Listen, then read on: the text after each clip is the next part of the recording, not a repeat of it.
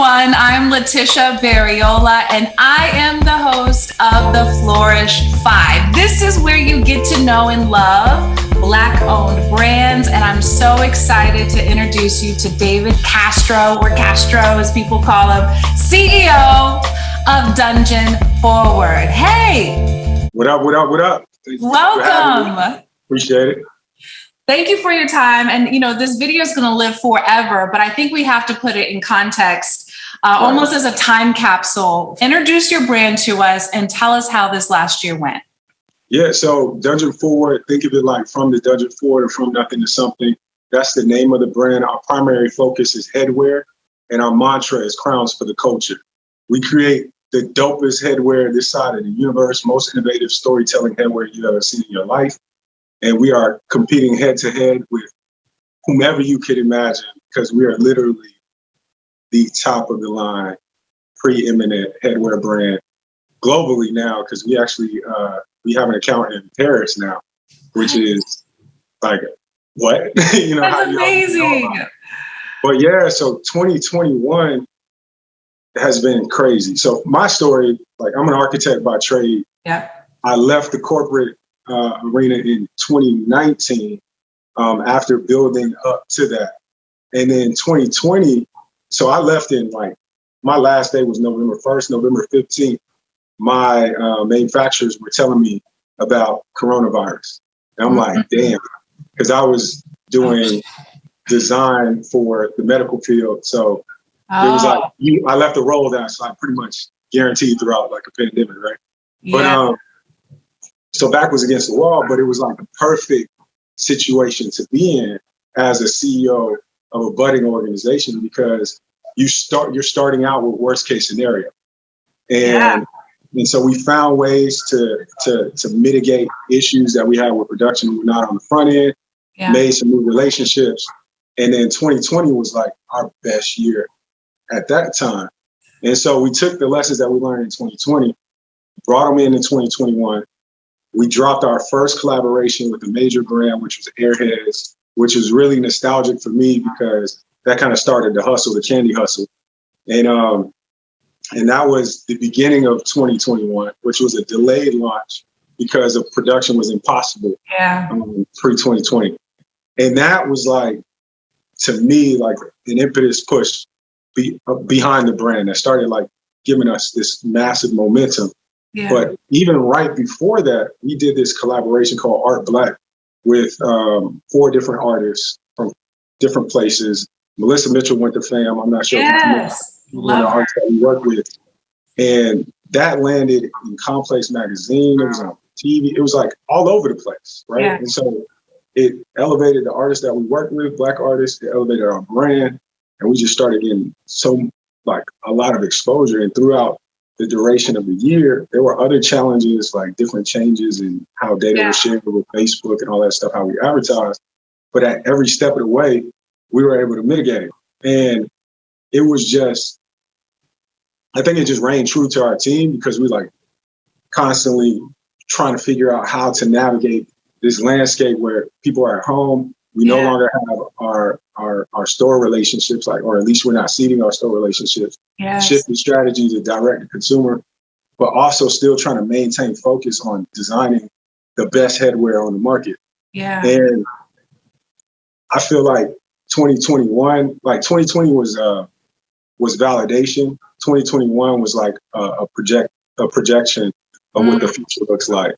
And so when scheduling this, I was like, man, I don't know if she really wants me to schedule this on the 31st because she might be busy kicking it with family. But I felt like it's really a major commemoration. And starting this with Flourish, which is something I personally believe in, right? Really curating the best Black brands in the universe into one simple space. Yeah. To start the year doing that and being a part of that, I think is just like, no brain. Yeah. Well, it's an honor because, and actually it says a lot about you that you booked this time. I'm ready, we home, got kids home, but when I saw that come through, I said, oh, he's about his you know, like you about your business. And it was really meaningful, I guess, to see that you could have scheduled this anytime next year if you wanted to. And to be honest, most brands don't do it this quickly. But I thought it was telling that you're excited, that you're in a zone of productivity right now. Even like you just, before we got on this call, you're talking about customers at your headquarters, you know? Yeah, they just walked out. It reflects where you are right now. And I want to ask then, so what do you think it is, or has been, the secret to your success so far? Because it's been explosive. It's been impressive. You're global already. So what is the secret? So I think, so number one, I don't know what I'm doing, right? I wouldn't want to begin to lie and say that I know exactly what I'm doing. I have all the answers. That's nowhere near close. But I think one of the main things for me is this is not an overnight success for me. I've been playing in this space for over 10 years, right? And I think you start out like shooting shots all over the place, and then you become a sniper. And then you become to understand like what's meaningful to you. And even now, like moving into 2021 is very important for me to edit and make sure I always return to our mantra of Crowns for the Culture and our focus on storytelling and innovation. Because every now and then, like you'll see a trend, and you might have this, like, as a businessman, like I put my businessman hat on, you might want to chase that trend and forget that, no, that's not what you do. Like you create those trends, and you need to stay within that space. And I think over the years, like really just tapping into our personality, our mantra, and our belief system of what it is that we bring to the market, and then also understanding the value of that. Yeah. And just having tunnel vision, focus on that and the mantra, I think people start to feel the authenticity of the brand and want to be a part of it. And to me, I think that's where the success comes from. And then also just trying new stuff. Like, you know, we shoot a lot of shots. Not all of them hit, you know, but the ones that do, we pay attention to them. And then we know that we can eventually pick those ideas. Yeah. I think now's a good time to move into the product and sort of the ethos around it, because you've referenced the crown and royalty, and you know, from an observation from the outside looking in, that's got to be part of your success, that people are buying into not just the beautiful hats, but the ethos around it, you know? Yeah. So talk a little bit about the crown and royalty ethos and how that translates into your product.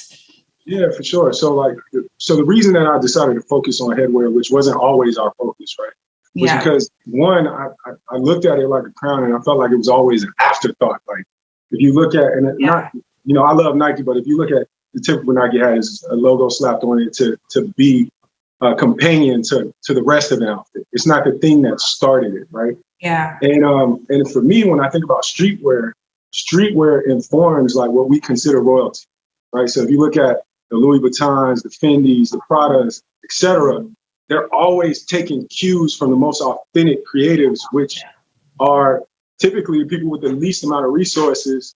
And as a result of having the least amount of resources, you have to be creative to express yourself, right? Yeah. That creativity is something that everybody wants to tap into, right? And so for us, we're that culture. Like that's it. We're an embodiment of that.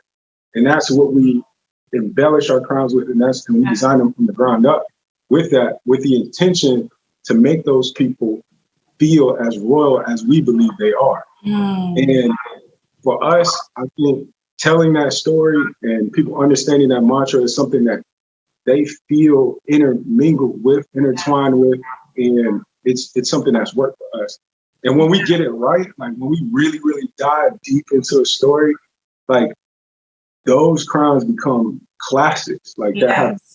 Like there's one that I have here. It's called the Rise.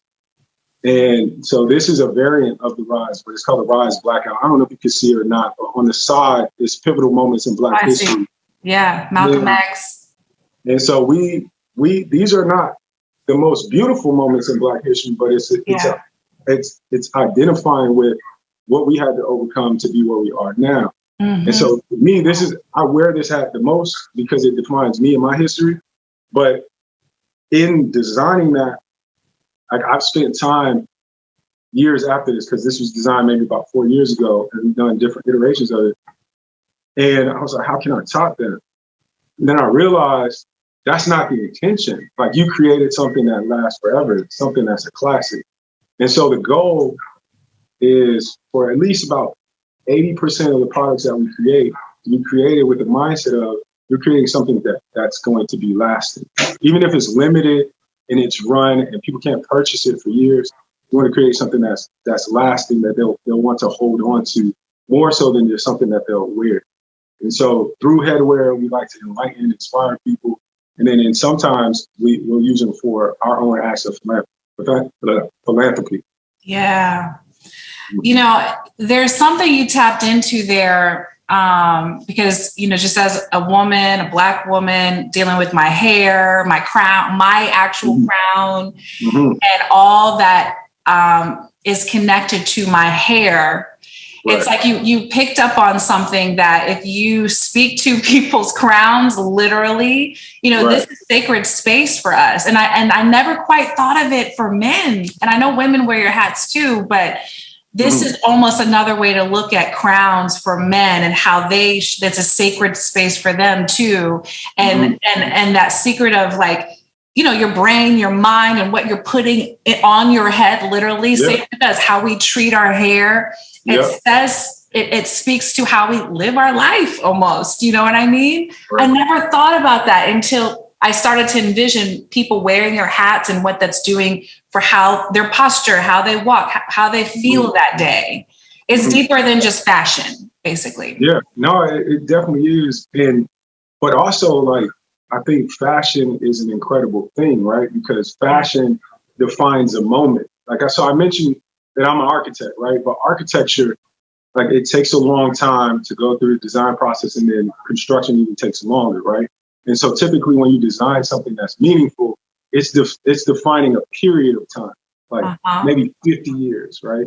Yeah. But fashion, when somebody wakes up in the morning and decide what they're going to wear, like, that's defining that moment, like, in time. Oh, yeah. And I think that's another thing that's really incredible about what we do, is that we're helping people define moments in time. Yeah. Like, it's changing, like, the fabric of their day, right? Yes. So to me, what was crazy is before I started making headwear, I didn't really wear headwear, right?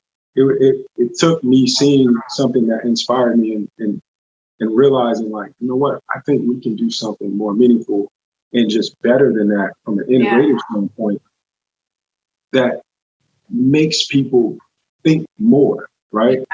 And in doing that over the last several years, I've fallen in love, not just with headwear, but with product creation and the ability to inspire through creating things that people adorn themselves with. I want to close with talking about, you know, your products will be, at the end of the day, we have consumers, they'll be browsing, they'll be looking at your products, and we have your story, we have the ethos. So the actual product, the hats, the crowns, tell us about maybe the manufacturing of them or the design of them. What makes them special?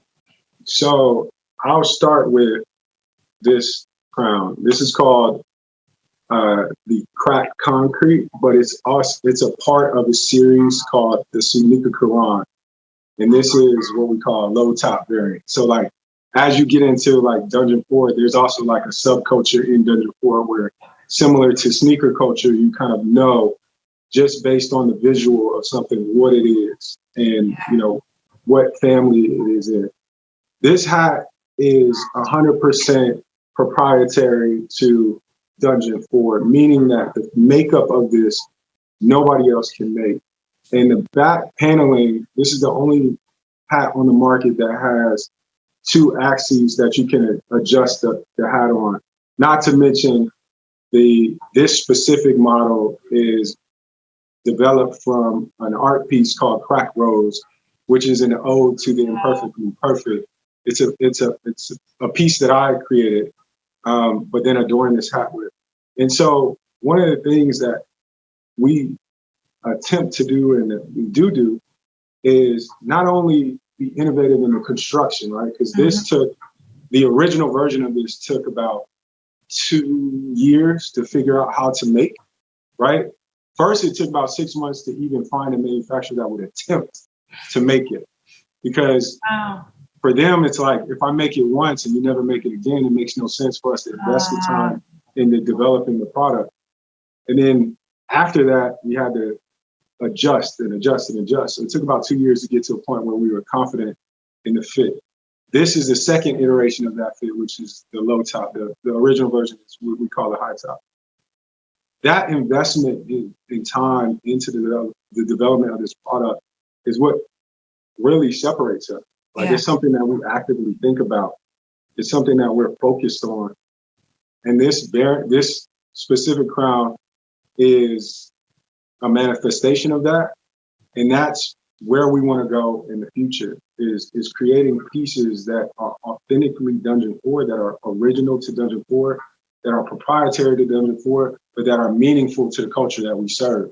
So, but also we just like, we super fly and, we make the best hats in the world. So yes. And I just had one last question, because I know you're in South Florida, and I feel like that's kind of inspired what I wore, because I feel like you guys have even the color on your hat.